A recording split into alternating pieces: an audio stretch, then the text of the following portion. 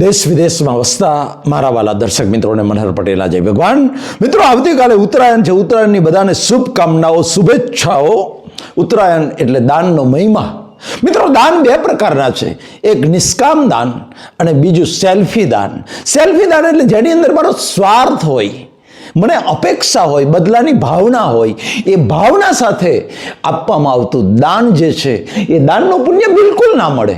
નિષ્કામ દાન, મારા હકનું હું બીજાના સુખ માટે ત્યાગ કરું, કોઈ પણ બદલાની અપેક્ષા વગર, મારે કશું જ નથી જોઈતું વળતર, અને હું એ દાન, મારા હકની વસ્તુ હું બીજાને આપી દઉં, એને નિષ્કામ દાન કહ્યું. મિત્રો, શાસ્ત્રોમાં નિષ્કામ દાનનો મહિમા કયો છે ખાસ યાદ રાખજો.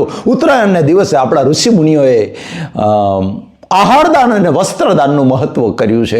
આહારદાન, તલના લાડુ આપણે આપીએ છીએ, તલની ચીકી આપીએ છીએ.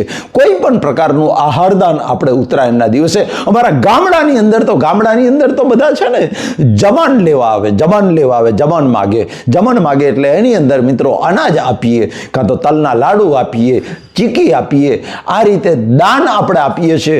આહારદાનનું મહત્વ એટલા માટે છે મિત્રો, દ્રવ્યદાનનું મહત્વ એટલા માટે નથી. તમે કોઈને 10 રૂપિયા આપો છો, કોઈ માણસને, સાહેબ કળિયુગ છે આ તો, એ 10 રૂપિયા આપો અને 10 રૂપિયા લઈ અને દેશી પોટલી મારી દારૂ પીને પછી રમેણે ચડશે, ગામમાં ધમાલ કરશે, ઘરમાં જઈ તમે આપેલા 10 રૂપિયાની પોટલી મારી અને રાત્રે ઘેર જઈ અને પોતાની પત્નીને અને બાળકોને 144ની કલમ લાગશે અને પત્નીને બાળકોને મારશે. એના દોષી તમે બનશો મિત્રો. એટલે ક્યારેય દ્રવ્યદાન ઉત્તરાયણના દિવસે આપણા શાસ્ત્રોએ પણ નિષેધ કર્યો છે.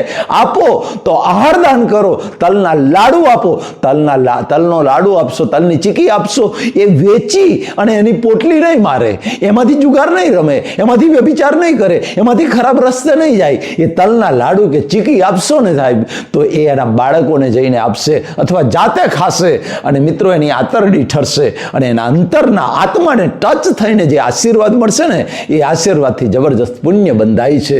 એટલે એ દિવસે મહેરબાની કરી અને કોઈ પણ જીવ માત્રને આહારદાન કરો. જીવ માત્ર કોઈ પણ કૂતરાને આપો, ગાયને આપો. આ ગાયને તે દિવસે આપણે ગોળ આપીએ છીએ, ઘાસ આપીએ છીએ. દાનનો મહિમા છે યાર.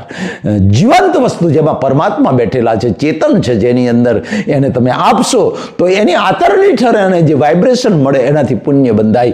વસ્ત્રદાન પણ આપણે કરી શકીએ. ઉત્તરાયણના દિવસે વસ્ત્રદાન કરશું. જેની પાસે વસ્ત્રો નથી, ઠંડીમાં ઠૂઠવાય છે મિત્રો, આ પોહ મહિનાની ઠંડીની અંદર ઠૂઠવાય છે. કોઈ વૃદ્ધ હોય, 80-90 વર્ષનો વૃદ્ધ હોય, કોઈ ગરીબ બાળક હોય જેની પાસે સ્વેટર ના હોય, ઠંડીમાં ઠૂઠવાતું હોય, એને સ્વેટર આપી દો યાર.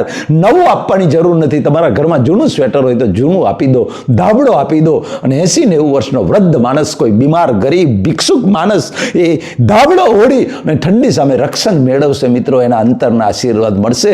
એનાથી હિમાલયના ડુંગર નાના પડે એટલું પુણ્ય બંધાઈ જશે. પણ મહેરબાની કરીને કાલે દ્રવ્યદાન ક્યારેય ના કરતા મિત્રો.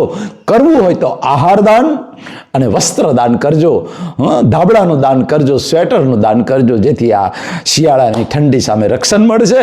આવું દાન, નિષ્કામ દાન, જેમાં બદલાની કોઈ અપેક્ષા નથી. અજાણ્યા માણસને આપણે પોતાના હકનું, પોતાના માલિકીનું જ્યારે ત્યાગ કરી દઈએ છીએ, આવું દાન, આહારદાન, ઔષધદાન, જ્ઞાનદાન અને વસ્ત્રદાન પણ કાલે ઉત્તરાયણના દિવસે આહારદાન અને વસ્ત્રદાનનું મહત્વ છે મિત્રો. તો એ દાન કરી અને પુણ્ય કમાઈએ. પરમપિતા પરમાત્મા મારા વાલા દર્શકોને લાંબુ નિરોગી આયુષ્ય આપે, હૃદયથી પ્રાર્થના. મનહર પટેલના જય ભારત, જય હિન્દ, જય ગુજરાત.